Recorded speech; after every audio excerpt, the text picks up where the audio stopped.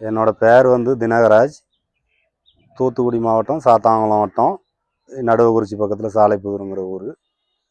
இந்த பனைமர தொழில் வந்து நாங்கள் வந்து எங்கள் தாத்தா பாட்டன் எங்கள் பூட்டன் எங்கள் தலைமுறையாக இந்த தொழில் பண்ணிகிட்ருக்குறோம்.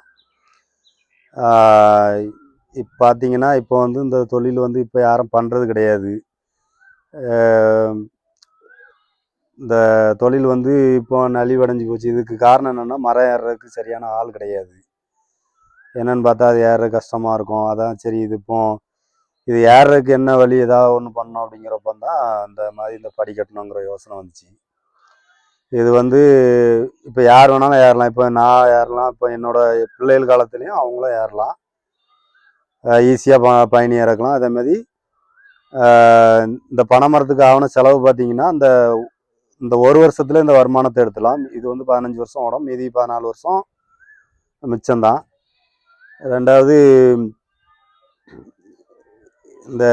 இதில் நல்ல வருமானம். ஒரு பால் மாடு கூட இந்த வருமானம் வராது அந்த அளவுக்கு. இதுக்கு இந்த பனைமரத்துக்கு எந்த செலவும் கிடையாது. இப்போ பயணி தண்ணி பாய்க்கணும், இல்லை உரம் போடணும், அந்த மாதிரி மருந்து அடிக்கணும், அந்த எதுவுமே கிடையாது. நல்ல வருமானம் தர்ற தொழில். ஆனால் இது காலப்போக்கில் இதாகி எல்லாம் கடை வைக்க போகிறேன், அங்கே போகிறேன், இங்கே போகிறேன்னு போயிட்டாங்க.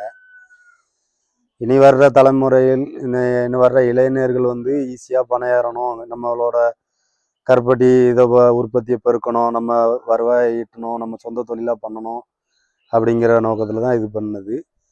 ஆனால் இளைஞர்கள் வந்து இனி இந்த பண தொழிலை காப்பாற்றணும்னா அந்த மாதிரி இதை பயன்படுத்திக்கணும். அப்புறம் வந்து இந்த பனை தொழில் வருமானம் வந்து சாதாரணமாக அது நல்ல வருமானம். இது வந்து இந்த பனை மரத்தில் பார்த்தீங்கன்னா ஒரு நாளைக்கு 20 லிட்டர் பயணி வரும். 20 லிட்டர் பயணி 5 கிலோ கருப்பட்டி உற்பத்தி ஆகும். 5 கிலோ கருப்பட்டி உற்பத்தி ஆகுதுன்னா என்ன ஆகுன்னு பாருங்கள்.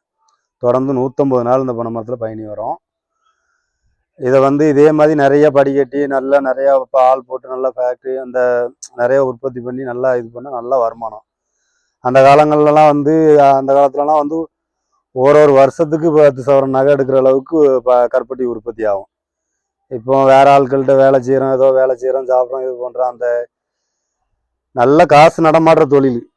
இது வந்து இந்த படிக்கட்டு செய்கிறதுக்கு மொத்தம் எவ்வளோ செலவாச்சு? இந்த படிக்கட்டு செய்கிறதுக்கு பார்த்தீங்கன்னா ஒரு 60,000 ரூபா போல் செலவாயிடுச்சு. அந்த படிக்கட்டு செய்கிறதுக்கு வந்து 60,000 ரூபா செலவாயிடுச்சு. ஆனால் இது வந்து ஒரு வருஷம் வருமானம். அந்த பனை மரத்தில் ஒரு வருஷத்துல 1 லட்ச ரூபாய்க்கு பயணி ஏறும்.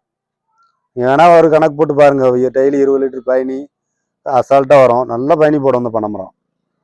இந்த மாதிரி நிறைய அதான் நல்ல பயணி போடுற பனையில் இந்த மாதிரி படிக்கட்டி இது பண்ணால் நமக்கு நல்ல லாபம், நல்லா செய்யலாம். இது வந்து நல்ல தொழில், நல்ல வருமானம், நல்ல இது வர்றது. இந்த சிந்தனை நார்மலாக வந்து பனை ஏறுறது வந்து நம்ம வந்து நம்மளா மனிதர்களாக தான் ஏறுவாங்க.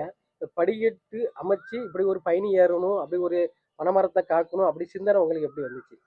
இந்த சிந்தனை எப்படி வந்துச்சுன்னா, நான் இப்போ போன வருஷம் வரைக்கும் நாங்கள் அந்த தொழில் கரெக்டாக போயிட்டு இருந்துச்சு. இதுக்கப்புறம் வந்து எங்கள் அப்பா காலத்துக்கு அப்புறம் இந்த தொழில் முடிய போகுதுங்கிற ஒரு மனசு கஷ்டம். பனை மரத்தை மேலே ஒரு பாசம். நம்மளுக்கு இவ்வளோ நாள் சாப்பாடு போட்டு நல்ல வாழ்க்கை தந்த இதை வந்து மறக்க முடியாமல் தான் சரி ஒரு ஞாபகார்த்தமாவது இருக்கட்டும், இந்த பனை மரத்தை விடக்கூடாது அப்படின்னு சொல்லி இது பண்ணேன். ஆனால் இதுவே வந்து அதுக்கப்புறம் எனக்கு இதவே தொழிலாக பண்ணணுங்கிற ஒரு ஐடியா வந்துச்சு. என்னை அடுத்த வருஷம் வந்து இது மாதிரி நிறைய பனை மரத்துக்கு இது பண்ணி பயணி கருப்பட்டி உற்பத்தி பண்ணுற ஐடியாவில் இருக்கிறேன்.